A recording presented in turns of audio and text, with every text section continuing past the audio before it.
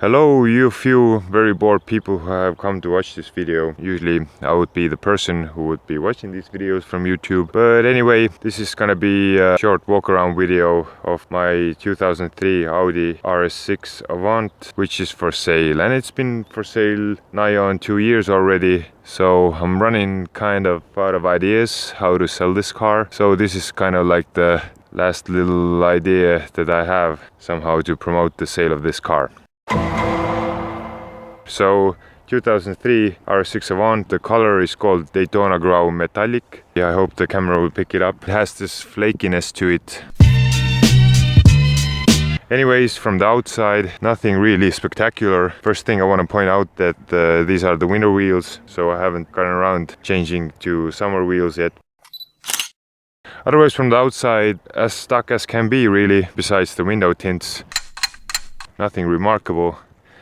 I want to point out the blemish here. This might be the biggest one on this car. It's on the rear bumper here.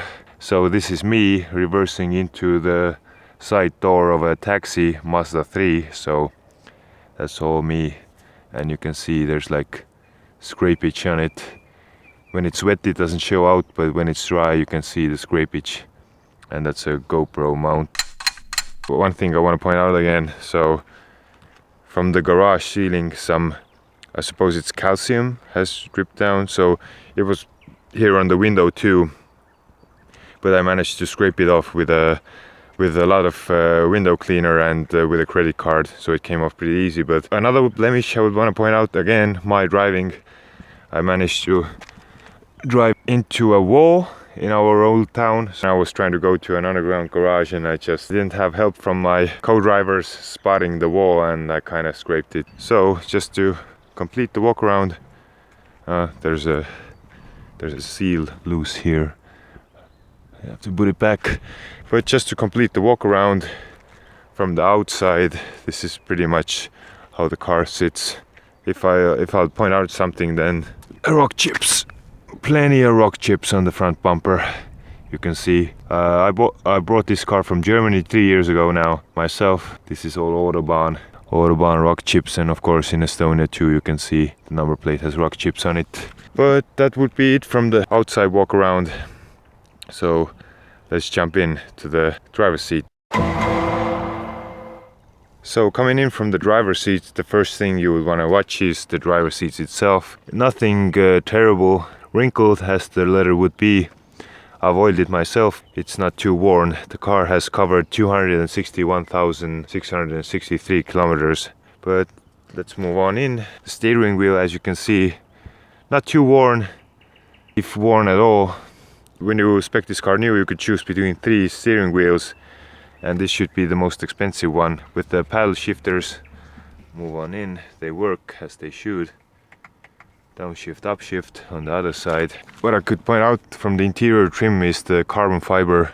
I think on this car, the nicest ones, there's some wooden ones I've seen.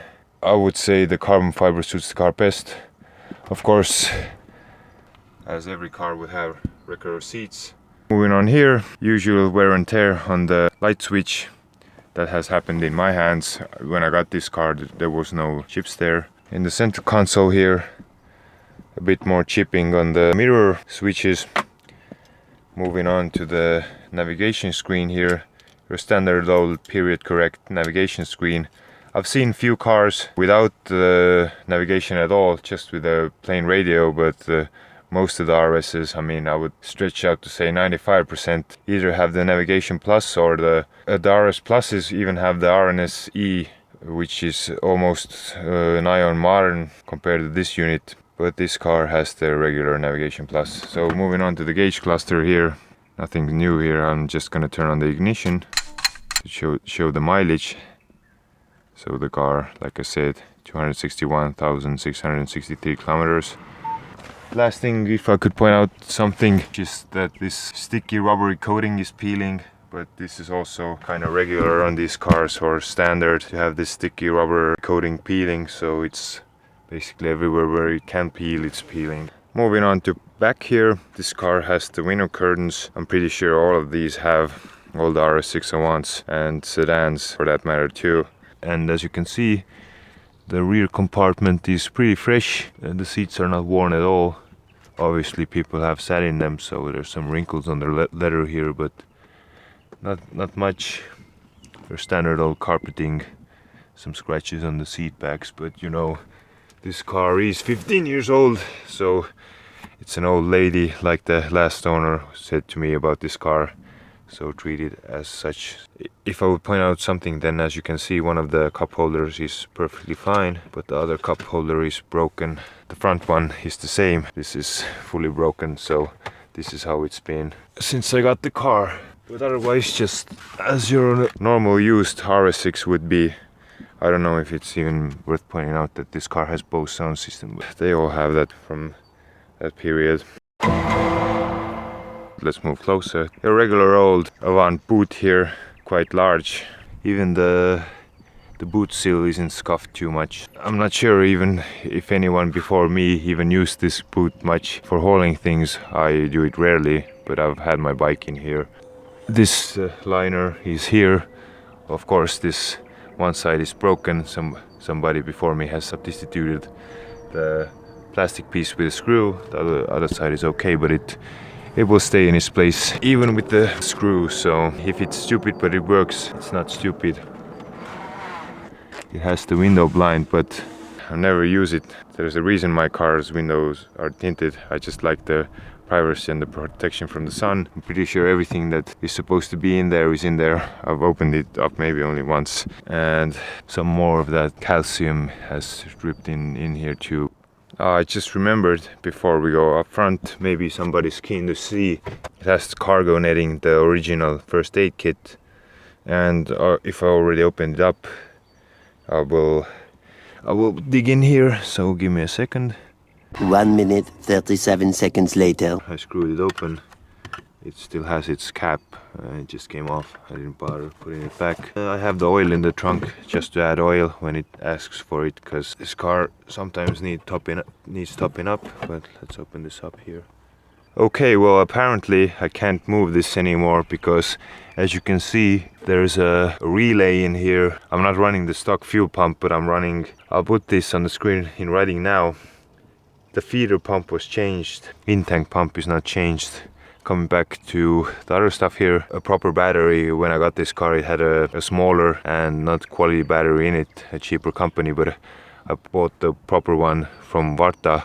It even has the stock tire mousse and air pump for the mousse, plus all the other kit you need to repair your tire, the side pods. When we're opening up everything here, I'll just open these up too. The 6-disc CD changer, and the subwoofer is here, and everything that goes on back here with the rear lights. Close this up. I think this is all the boot covered now. I mean, to the points that when I would be buying this car, I wouldn't even look at these cubby holes. So as you've seen from this far, I like to keep my car mostly clean, but to a level of reason. So that same thing applies under the bonnet. So it's a bit dusty, but not the end of the world. You can see the engine bay here. I mean, from side to side, it's everything as it is stock. This button doesn't latch properly. That's maybe the main thing that's wrong here. Take this off, place it up there.